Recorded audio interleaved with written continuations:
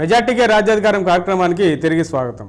రమేష్ గారు, మనము అంటే ఉద్యమాల గురించి మాట్లాడేటప్పుడు కేవలం మనం ఇంకా అడుక్కునే స్థితిలోనే, అంటే కోరికల్ని తీర్చుకునే పరిస్థితి, కోరికలు అడిగే పరిస్థితిలోనే ఉన్నాం. కానీ రాజ్యాధికారాన్ని డిమాండ్ చేసే స్థితికి మనం వెళ్ళలేకపోతున్నాము.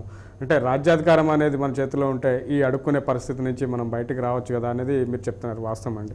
అయితే మన ఆ రాష్ట్రంలో, మన ఆంధ్రప్రదేశ్లో 1985లో ఏదైతే ఉద్యమాలు జరిగాయో అవి దళితులని ఏమాత్రం ప్రభావితం చేశాయి? వాళ్ళని మీరు చెప్తున్నట్టుగా వాళ్ళు ఐక్యత ఏమైనా తీసుకురాగలిగా? 1985 కారంచేడు మారణకాండ కన్నా ముందు 1969లో కంచికిచెర్ల కోటేశ్ అనే అతన్ని సజీవ దహనం చేశారు.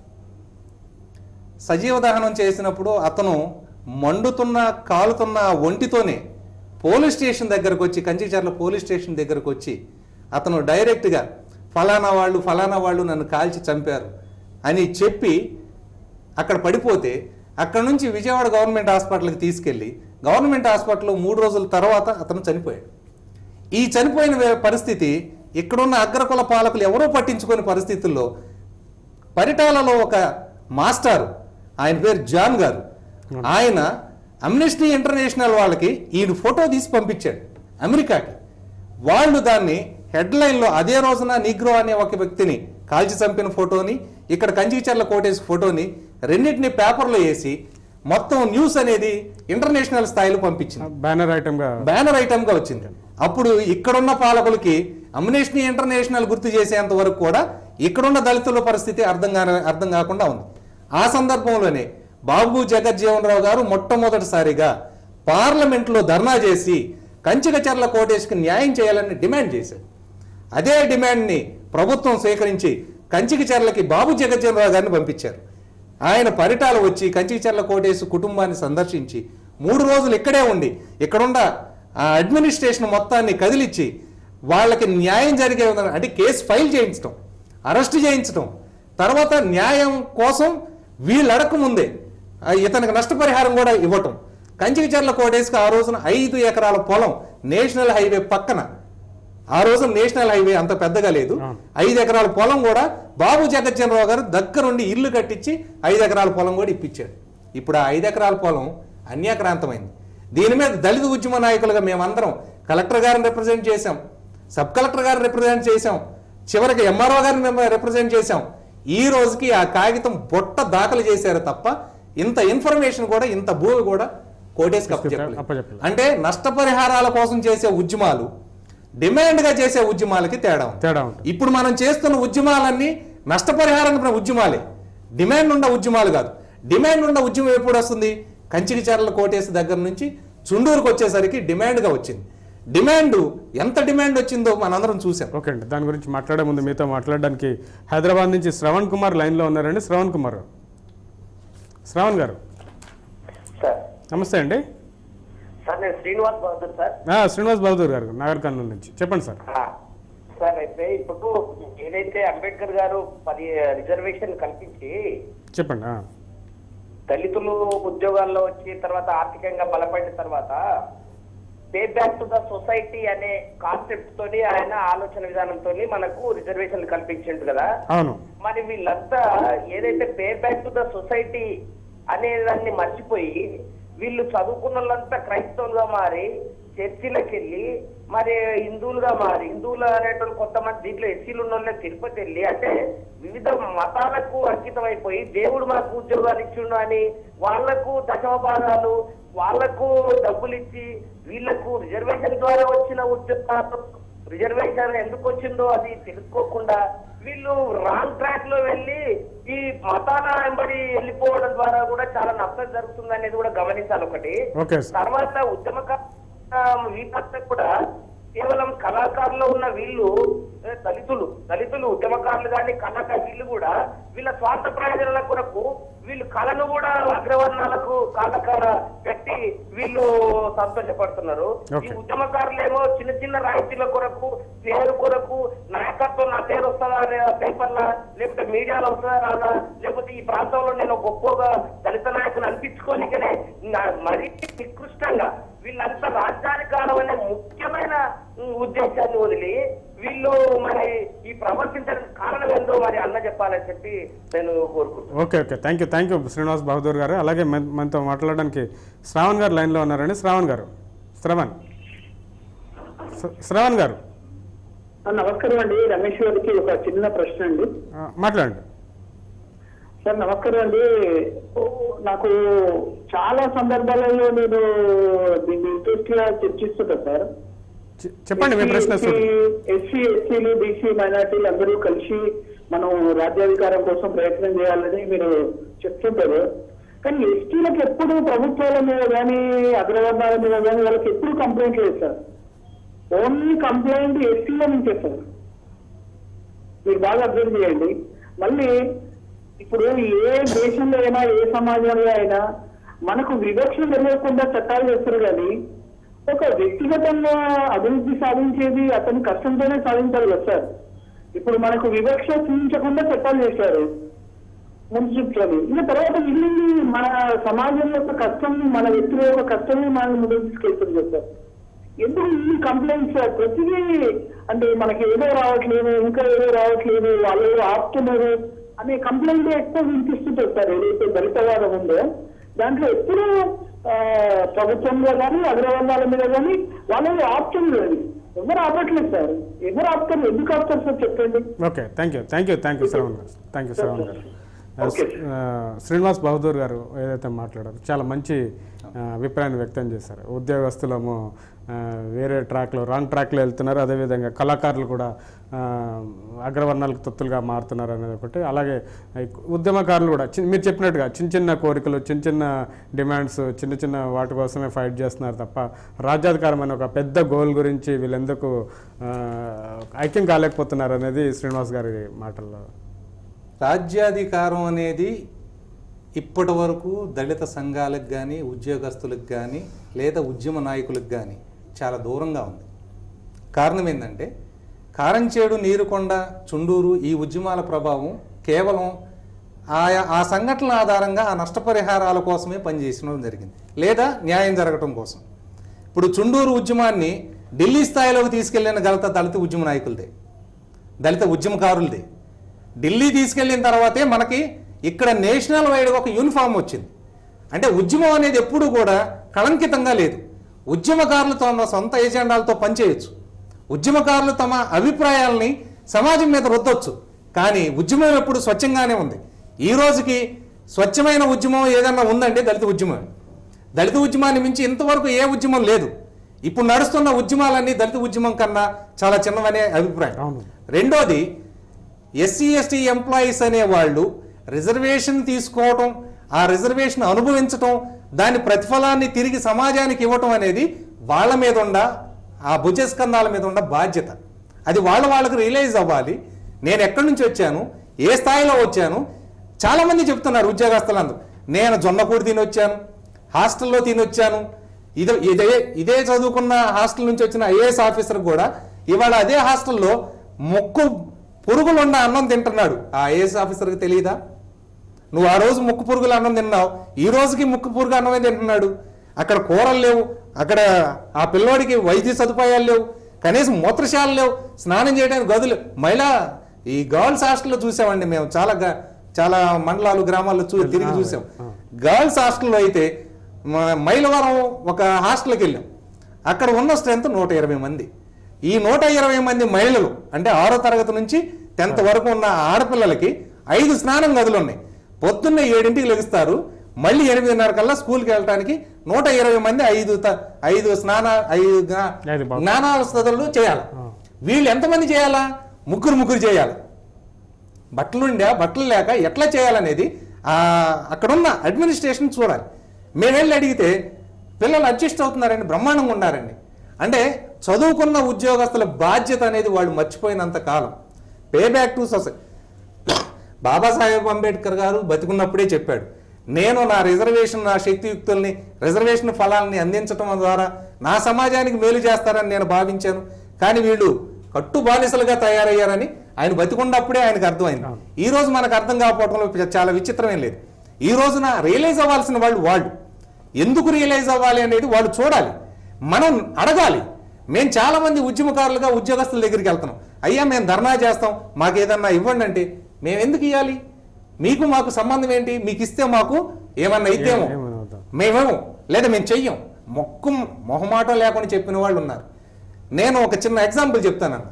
1993లో మా ఊరు పక్కనే ఒక స్త్రీని 3 అగ్రకులాల వాళ్ళు రేప్ చేసి చంపారు. ఆ అమ్మాయి పొలాలకు వెళ్ళింది, 3 ఆడవాళ్ళు పొలాలకు వెళ్తే అక్కడ రేప్ చేసి చంపేశారు. చంపేస్తే వాళ్ళ ఆయన ఏదో చిన్న ఫౌండరీలో పని చేసుకుంటాడు, పోలీసులు వెళ్ళి ఫౌండరీలో పని చేసుకున్నవాడిని తీసుకొచ్చి అరెస్ట్ చేశారు. వాడు ఆ ఫౌండరీలో పొద్దున్న నుంచి సాయంత్రం దాకా పని చేస్తున్నాడు, అందులో అతను చాలా ఇన్నోసెంట్, చాలా భయస్థుడు, తీసుకొచ్చి అరెస్ట్ చేశారు. మేము వెళ్ళి పోలీస్ స్టేషన్లో ఏంటి సార్ అంటే, ఇతనే చంపాడని మాకు ఎవిడెన్స్లు ఉన్నాయా, మీరు ఏదన్నా సాక్ష్యాలు తీసుకురండి, సాక్ష్యాలు తీసుకొస్తే ఇతను వదిలేస్తాం. సాక్ష్యాలు ఏం చేయాలి, శవాన్ని ఆల్రెడీ పోస్ట్ మార్టం రిపోర్ట్లో పోస్ట్ మార్టంకి వెళ్ళిన బాడీని చూస్తే ఆ అమ్మాయికి ఉండాల్సిన బంగారపు ఈ జోడు, కాళ్ళ పట్టీలు, ఈ మంగళసూత్రం లేదు, ఇవి లేవని మేము పోలీసులకు చెప్పాం.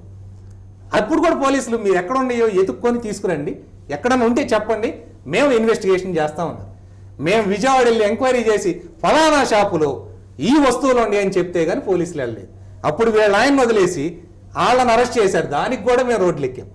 అంటే ఉద్యమం అనేది ఎవరి స్థాయిలో వాళ్ళు చేస్తున్నా న్యాయం కోసం పోరాటమే, అందులో మంచి ఉండొచ్చు, చెడు ఉండొచ్చు. ఇవాళ 1985 నుంచి 92 వరకు ఆంధ్రప్రదేశ్ రాష్ట్రంలో దళిత ఉద్యమకారులంటే ఒక వణుకు వచ్చింది. ఎందుకని? ఆ రోజు సంఘటితంగా ఉన్నాం, ఒకే ఇష్యూ మీద అందరం స్పందించాం. ఎక్కడో ఒక చోట జరిగితే ఈ హైదరాబాద్లో స్పందించిన వాళ్ళు ఉన్నారు, కర్నూలులో స్పందించిన వాళ్ళు ఉన్నారు, విశాఖపట్నంలో స్పందించిన వాళ్ళు ఉన్నారు. కానీ ఈ రోజు జరుగుతుంటే ఆ స్పందించే వాళ్ళు లేరు. అంటే అది ఉద్యమం తప్ప, ఉద్యమ నాయకులు తప్ప స్పందించడంలో లోపాలు ఉన్నాయా? ఆ రోజునున్న ఈ టెక్నికల్ ఇన్ఫర్మేషన్ కన్నా ఈ రోజు ఎక్కువ వచ్చినాయి, కానీ స్పందించట్లా. ఎందుకంటే ఈ స్పందన అనేది దళిత ఉద్యమం ద్వారా తగ్గింది. దీనికి మనం పెట్టుకున్న ముద్దు పేరు ఉద్యమకారులు అనేవాళ్ళు సరైన పందాలో నడవట్లేదు. వీళ్ళు తమ అవసరాల కోసం, ఇందాక ఒక మిత్రుడు కాల్ చేశాడు, వీళ్ళు దళారీలుగా మారారు, అంటే అమ్ముకుంటున్నారు. చాలా చాలా పేర్లు వచ్చినాయి. అయినా వచ్చినా ఇవాళ ఉద్యమాలు ఆగినాయా? ఉద్యమాలు చేయటం ఆగినాయా? లేదా సంఘటనలు ఆగినాయా? ఎక్కడ ఆగలేదు, నడుస్తున్నాయి. కానీ స్పందించే వాళ్ళు తక్కువయ్యారు. ఓకే అండి, ఓకే. దీని గురించి మాట్లాడే ముందు మీతో మాట్లాడడానికి కృష్ణా జిల్లా నుంచి రాజేష్ గారు లైన్లో ఉన్నారండి. రాజేష్ గారు. రాజేష్, హలో, నమస్తే అండి. సార్ నమస్తే సార్. చెప్పండి, మాట్లాడండి. రమేష్ గారు మిలియన్ రమేష్ గారితో మాట్లాడాలి. మాట్లాడండి. సార్ మిలియన్ రమేష్ గారు. నమస్తే, చెప్పండి సార్. మేము విజయవాడ కృష్ణా జిల్లా ఏలుకొండ గ్రామం నుంచి మాట్లాడుతున్నామండి. సార్ మీకు ముందుగా కృతజ్ఞతలు తెలుపుతున్నామండి. రాజేష్ గారు, మీ ప్రశ్న సూటిగా అడగండి. సార్ మన ఎస్సీ దాంట్లో ఎక్కువ మెజార్టీ ఓట్లు ఉన్నాయి కానీ మనం అధికారాన్ని పొందలేకపోతున్నాం సార్. ఎగ్జాంపుల్ మాదే ఉంది గ్రామంలో, మా ఊర్లో ఉన్న ఎక్కువ ఓట్లు ఎస్సీ వరకే ఉన్నాయి, కానీ అధికారం మటుకి అగ్రకురానికి చెందుతుంది సార్. మరి ఎక్కడ లోపం జరుగుతుందంటారు? అదే సార్, మనం సమైక్యంగా ఉంటే వాళ్ళకి అధికారం వెళ్ళదు కదా. Okay, thank you. మంచి ప్రశ్నలు లేవనెత్తారు. అలాగే మీతో మాట్లాడడానికి హైదరాబాద్ నుంచి రామచంద్రరావు గారు లైన్లో ఉన్నారండి. రామచంద్ర గారు. నమస్కారం రమేష్ గారు. నమస్తే సార్. దళిత సంఘాల నాయకులని ఇప్పుడు పొరపాటు ఎవరు చేస్తున్నారంటే, వాళ్ళ దళిత సంఘాల నాయకులు ఏ గ్రామాలలో కానీ ఎక్కడ కానీ ఇంతవరకు దళితుల గురించి పోరాటం చేసిన దాఖలు ఎక్కడ లేవు. దళితుల మీద అనేకమైన దాడులు జరుగుతున్నప్పుడు కూడా ఓన్లీ ఎప్పుడో అది బూర్జా పార్టీ నాయకులు పిలిపించినప్పుడు దానికి అనుకూలంగానే పోరాటాలు చేస్తున్నారు తప్ప దళితుల నాయకులు ఇప్పటి వరకు పోరాటాలు చేసిన దాఖలు అయితే ఎక్కడ ఏ ప్రాంతంలో మాత్రం ఎక్కడ కనపడలేదు. దాడుదస్తులు మళ్ళీ పోయి ఈ ధనవంతులు వాళ్ళు ఎట్లా చెప్తున్నారో అదే విధంగా మళ్ళీ పోలీసుల దగ్గరికి పోవాలనుకున్నా మళ్ళీ వాళ్ళ ధనవంతుల దగ్గరికి పోయి వాళ్ళ పూర్తి వాళ్ళ దగ్గరికి వెళ్ళి మళ్ళీ వాళ్ళ సాయంతో పోలీస్ స్టేషన్లో పోవాలి, ఇప్పించుకోవాలి తప్ప మన దళితులు నిజంగా కొన్ని స్వచ్ఛంగా పోరాటాలు చేసింది లేదు. వాళ్ళకు ఫైదాలు చేసుకోవడం, వాళ్ళ కాలయాపన గడుపుకోవడమే తప్ప నిజంగా వాస్తవానికి ఎవరైనా టీవీలో వచ్చినప్పుడు మాత్రం మాట్లాడుతారు దళితులకు రాజ్యాధికారం కావాలి, రాజ్యాధికారం ఎట్లా వస్తుంది? ముందు పునాది పెట్టలేక రాజ్యాధికారం రావాలంటే ఎక్కడ ఉంటుంది ఐక్యత? అసలు ఏదో కొంతమంది చదువుకున్న వాళ్ళు ఉంటే వాళ్ళు కూడా వాళ్ళ చేతి కిందనే పోతున్నారు. Okay okay okay okay thank you Ramachandra గారు, మీ ప్రశ్న నాకు అర్థమైందండి. సార్ రమేష్ గారు, ఏదైతే కుల ఉద్యమాలు దళితుల నాయకుల వ్యవహరించే తీరు గురించి మనం ఇంతకుముందు ప్రస్తావించాం, అంటే కాలర్స్ తర్వాత తీసుకున్నాము. అంటే చెప్పండి, కుల ఉద్యమాలు ఏ పరిధి వరకు పనిచేస్తాయి, అందులో పనిచేసే నాయకులు కానీ దళిత నాయకులు కానీ వ్యవహరించే తీరు కానీ వాళ్ళు అంటే విధానం ఎలా ఉందో చెప్పగలుగుతారా? నాయకులు సొంత ఎజెండాలతోనే పనిచేస్తున్నారు ఒకటి. రెండో విషయం ఏంటంటే ఒక లక్ష్యం లేకుండా పనిచేస్తున్నారు. ఈ రోజున మన టార్గెట్ రాజ్యాధికారం అనే దాని మీద ఒక టార్గెట్ పెట్టుకుని పనిచేయటం అనేది ఈ రోజుకి నాయకుల్లో రాలేదు, బహుశా వస్తుందని ఆశిద్దాం. రెండు, ఈ దళిత ఉద్యమాలకి దళిత ఉద్యమ సంఘాలకి అంటే మనకి చాలా ఎగ్జాంపుల్ ఏంటంటే ఒక పల్లెలో ఒక క్రైస్తవ మతం ఒక చర్చి ఉంటే అందరూ ఆ చర్చికి వెళ్తారు. కానీ ఒకే పల్లెలో 7-8 చర్చిలు ఉంటున్నాయి, అందరూ ఆ చర్చిలకి వెళ్తున్నారు, 8 చర్చిలకి వెళ్తున్నారు. ఈ సంఘం వేరు, ఆ సంఘం వేరు, ఆ సంఘం వేరు, కానీ దేవుడు ఒక్కడే. అదేవిధంగా లక్ష్యం ఒకటి అనేది పెట్టుకున్నప్పుడు, ఈ లక్ష్యం వైపు మనం ప్రయాణం చేయాలనుకున్నప్పుడు ఈ సంఘాలు, ఈ నాయకులు, ఈ కుల సంఘాల నాయకులు అందరూ కూడా కలవాల్సిన పరిస్థితి ఉంటుంది. ఎందుకంటే ఉద్యమం అనేది ఒక ఆలోచన అనేది ప్రారంభమైతే, ఒక ఆలోచనలోకి ఒక కార్యాచరణలోకి వస్తే అప్పుడు ఖచ్చితంగా ఎవరెక్కడున్నా, ఈ రోజున బహుజన్ సమాజ్ పార్టీ 1993లో ఈ రాష్ట్రంలోకి వచ్చినప్పుడు కాన్షీరామ్ని తీసుకొచ్చింది ఎవరు? ఇక్కడున్న ఉద్యోగస్తులే. ఐఏఎస్ ఆఫీసర్లు, ఐపీఎస్ ఆఫీసర్లు రండి మా రాష్ట్రానికి రండి అని కాన్షీరామ్ని తీసుకొచ్చారు. ఆ ఐఏఎస్ ఆఫీసర్లు, ఐఏఎస్ ఆఫీసర్లు లేకపోయినా ప్రజలు మొత్తం కాన్షీరామ్ వెనకాల నడిచారు. అంటే ఆ ఉద్యమం నడిపే తీరుని బట్టి ఇంకొకటి స్పష్టంగా మనం ఒకటి గమనించాలండి. ఎవరో వస్తారు ఈ రాజ్యాధికారం అనే దిశ వైపు ప్రయాణం చేపిస్తారు అని ఆశపడటం కూడా తప్పు. ఎందుకంటే ఈ ప్రయాణం అనేది అందరి బాధ్యత. ఇది ఏ ఒక్కరిదో కాదు, ఉద్యోగస్తులది కాదు, ఉద్యమకారులది కాదు, మహిళా నాయకులది కాదు, విద్యార్థులది కాదు, అందరిది. ఒక సింపుల్ విషయం ఏంటంటే ఈ రోజున సమాజంలో 90% మంది చదువులేని వ్యక్తులు. వాళ్ళ హక్కులేంటో, వాళ్ళ రాజ్యాధికారం అనే ఆలోచనలో వాళ్ళు లేరు. ఏ రోజు పని చేసుకోవటం, ఆ రోజు తినటం, ఎలా బతకాలని, ఎప్పుడు రేపు పని దొరుకుద్దా అనే ఆలోచనలో ఉన్నారు తప్ప రాజ్యాధికారం మాకు వస్తుంది, మా బతుకులు మారుతాయి, మేమందరం మారిపోతామనే ఆలోచనలో లేరు. ఆ విధంగా వాళ్ళందరూ ఒక గూట్లో నెట్టివేయబడ్డారు. వాళ్ళని బయటికి తీసుకురావాల్సిన బాధ్యత ఇప్పుడు మనం చెప్పుకున్న అందరి మీద ఉంది. అందరూ ఆ పని చేయాల్సిన అవసరం ఉంది. ప్రస్తుత రాజకీయ వ్యవస్థ ఎలా ఉందో చెప్పగలుగుతారా? ఈ రోజు జరుగుతున్న రాజకీయ పోరాటం అనేది రాజకీయ ఆధిపత్య పోరాటం, అది కూడా కుల ప్రభావమే. కులం లేకుండా అంటే కాంగ్రెస్ పార్టీ కానీ తెలుగుదేశం పార్టీ కానీ చాలా తెలివిగా ఈ రోజుకి ప్రజలు మభ్యపెడుతున్నది ఏంటంటే, కాంగ్రెస్ పార్టీలో రెడ్ల నాయకత్వం ఉంటుంది, దాన్ని దాదాపుగా రెడ్ల పార్టీ అంటారు. తెలుగుదేశం పార్టీలో కమ్మవాళ్ళు ఉంటారు, అది కమ్మవాళ్ళ పార్టీ అనేది ఒక ఫిక్స్డ్. కానీ ఇది మా కమ్మ పార్టీ అని ఏ కమ్మ అయినా చెప్పడం, ఇది మా రెడ్ల పార్టీ అని ఏ రెడ్లనే అని చెప్పడం. కానీ ఈ రెండు పార్టీలు ఎంత మోసం చేసుకుంటా వస్తున్నా ప్రజలు ఆ విధంగానే ఉండాలి. నా దృష్టిలో 50 రూపాయలు తీసుకుని ఓటేసే ఒక ఓటర్కి ఇవాళ అసెంబ్లీకి ఎన్నికైనా మన ఎమ్మెల్యే, మన ఎంపీ, వీళ్ళకి పెద్ద తేడాలే. ఒక ఓటర్ 50 రూపాయలు తీసుకున్నాడు, ఇతను బానిసగా ఉంటాడు. ఇవాళ దళితుల హక్కుల గురించి మాట్లాడాల్సిన వాళ్ళు ఎవరండి? ఎస్సీలకి ఆ రిజర్వేషన్ ప్రకారం రాలేదా? వచ్చినాయి కదా. ఎస్టీలకి ఆ రిజర్వేషన్ ప్రకారం ఎమ్మెల్యేలు, ఎంపీలు లేరా? ఉన్నాయిగా. వాళ్ళు ఎందుకు మాట్లాడరు? ఆయా పార్టీలకు వాళ్ళు అనుబంధంగా ఉన్నారు కాబట్టి. మళ్ళీ మేము ఒకసారి ఒక స్థానిక ఎమ్మెల్యేలను మేము కలిసాం, రిజర్వేషన్లో గెలిచిన వాళ్ళని వెళ్ళి అడిగాం, ఏమండి మీరు ఈ సమస్యల గురించి మీరు ఎందుకు మాట్లాడరంటే వాళ్ళు చెప్పిన సమాధానం, మీరు మాకు అంటే దళితులు మాత్రమే ఓట్లు వేస్తే మేము గెలవలేదు, మాకు అందరూ వేశారు, అందరి గురించి మాట్లాడతాం. మరి రిజర్వేషన్లు మీరెందుకు నిలబడ్డారు? అది మీరు ఇచ్చింది కాదు, గవర్నమెంట్ ఇచ్చింది, మా పార్టీ ఇచ్చింది. పార్టీ టికెట్ ఇచ్చింది కాబట్టి మేము మా పార్టీకి విధేయులమై పనిచేస్తాం. అంటే ఈ విధమైన వ్యవస్థ ఉన్నప్పుడు దీన్ని ఎక్కడ మనం మొదలెట్టాలి? అంటే ఒక సామాన్య 50 రూపాయలు తీసుకునే ఓటర్ దగ్గర నుంచి మొదలెద్దామా, లేదా ఆ పార్టీలకు విధేయాలుగా ఉన్న ఎమ్మెల్యే దగ్గర నుంచి మాట్లాడదామా? ఆలోచించాలి. ఇది అందరి ఉద్యమం. చాలా స్పష్టంగా చెప్తున్నా, ఇది ఏ ఒక్కళ్ళు తీసుకునే నిర్ణయం కాదు, అందరూ సమిష్టిగా తీసుకొని ఇందులో ఒక మెకానిజం రావాలి.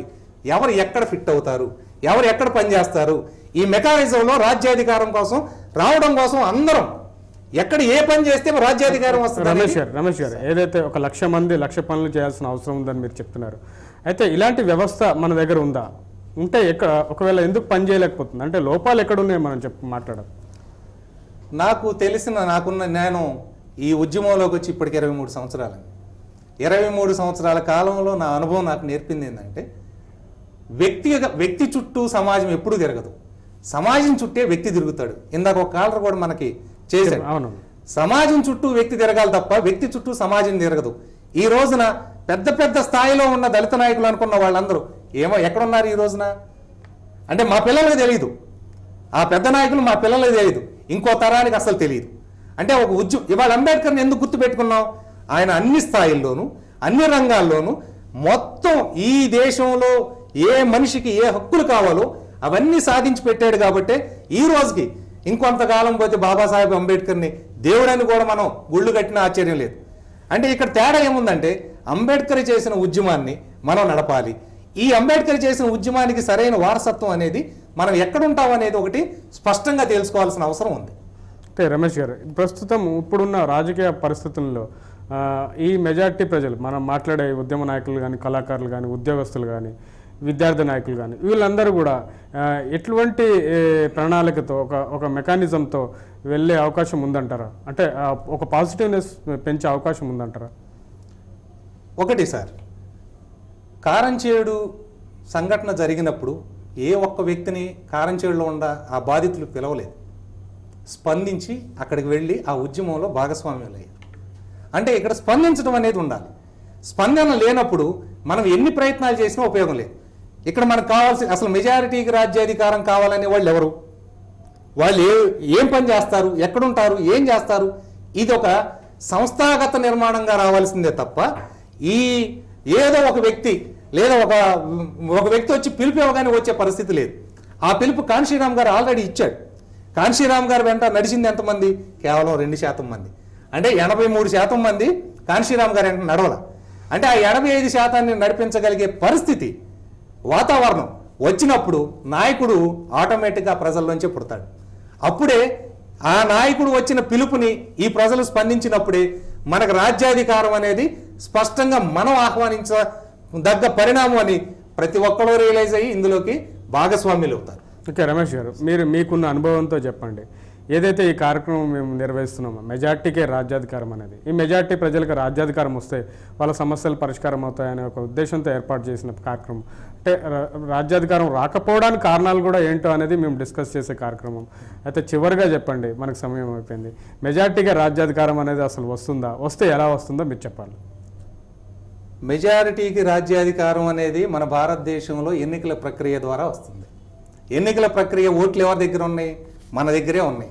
మన ఓట్లు మనం వేసుకోవాలనే ఒక ఆలోచనలోకి ఓటర్స్ని ప్రయాణింపగలిగినప్పుడు మాత్రమే ఈ మెజారిటీ సభ్యులు ఎన్నికల్లో పోటీ చేసే పరిస్థితి వస్తుంది, గెలిచే పరిస్థితి వస్తుంది. అంటే ఇక్కడ కుల వ్యవస్థ అనేది కామ్గా కూర్చొని చూస్తూ ఊరుకోదండి. చాలా స్పష్టంగా ఎక్కడ ఏ బ్రేక్లు వేయాలో, ఎవరిని ఎక్కడ లొంగ తీసుకుంటూ వస్తున్న క్రమంలోనే ఈ ఎస్సీ ఎస్టీ బీసీ మైనార్టీ వర్గాల మొత్తం కూడా కుల వ్యవస్థలో ఒక సంకుచిత బానిసత్వానికి లోబడి ఈ రోజుకి బ్రతుకుతున్నారు. అంటే వాళ్ళను మనం బాబాసాహెబ్ అంబేద్కర్ ఇచ్చిన స్ఫూర్తిని, సిద్ధాంతాన్ని వాళ్ళ దగ్గరకు తీసుకెళ్తే, వాళ్ళని ఆ సిద్ధాంతంలోకి తీసుకురాగలిగితే, ఇవాళ ఉత్తరప్రదేశ్లో మనం స్పష్టంగా చూసాం, ఎక్కడో ఉన్న చమర్ అనే కులం 22% ఉన్న చమర్లు ఈ రోజున బహుజన్ సమాజ్ పార్టీలో ఉన్నారు. టోటల్ కమ్యూనిటీ ఉంది.